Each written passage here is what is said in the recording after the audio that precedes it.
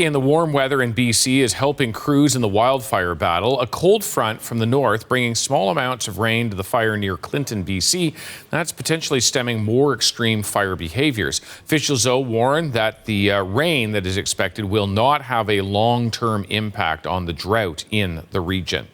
It can be challenging to get the right firefighting equipment into fire zones, and the Canadian disaster response organization GlobalMedic is helping out on that front. Raul Singh, the founder and executive director, joins us now. Hey there, Raul.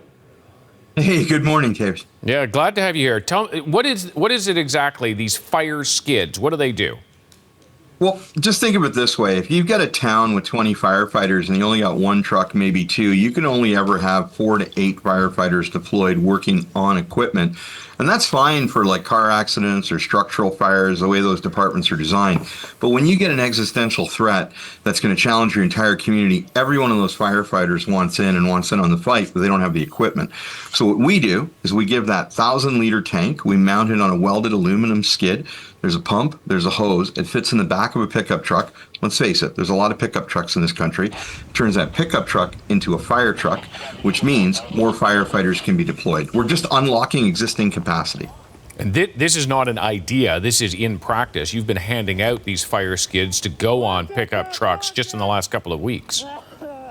Yeah, we're 700 units in now. Like, this is really working. I can't see the video that you're showing, but I have a feeling from the sound it is actually of a firefight near Beauval, Saskatchewan, that beautiful valley that it is.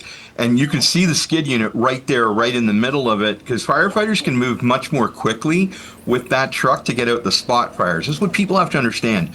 The wind blows embers. The embers ignite spot fires in and around communities. You got to get the spot fires out or they grow and join, and that's what destroys the community. So faster, more people deployed. That's what this is about. 700 departments in now. Everybody loves this program. We got to keep doing more. And, we're doing it. We build them every day. Just like today, there's a team wheels up on its way to Manitoba to hand out 32 units more into the north. Last week, we were 32 into New Brunswick. I was just in Thunder Bay on Monday, and for the past week there, we're 20 in with more on the way. Like, this is a good solution. We got to keep pushing it. How do you pay for them? Well, the public, if anyone's watching wants to kick in, we're building them for less than $4,000 a unit. They're in Edmonton. They're Canadian made. We're super proud of that, right?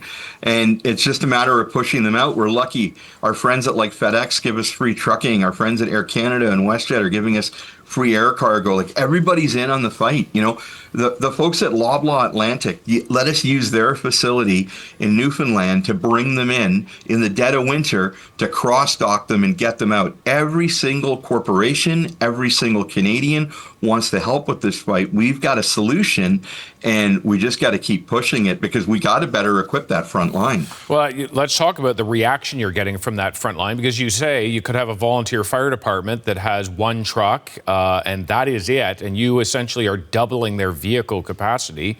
What are they saying, those who are employing this against real fires?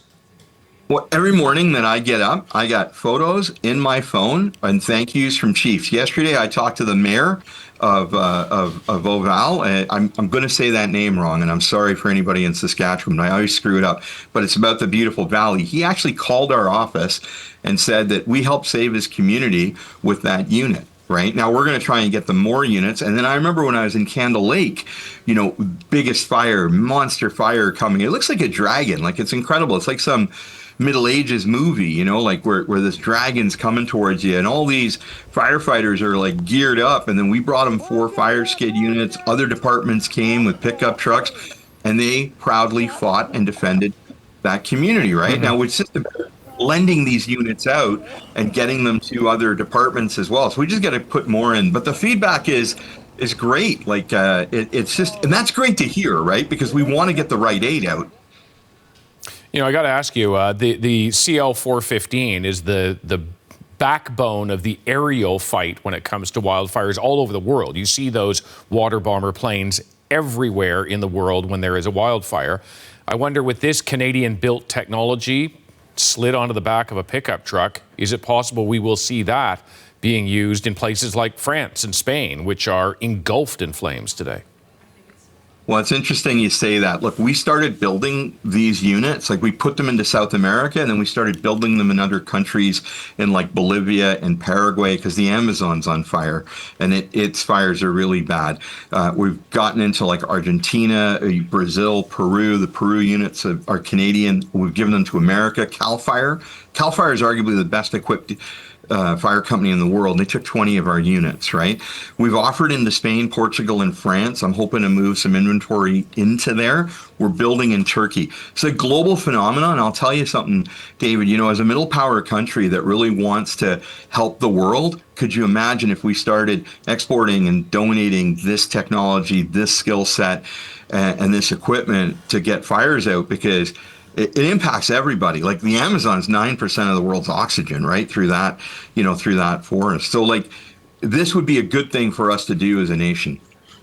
Well said. Raul Singh, appreciate your time. Thank you. All right, take care.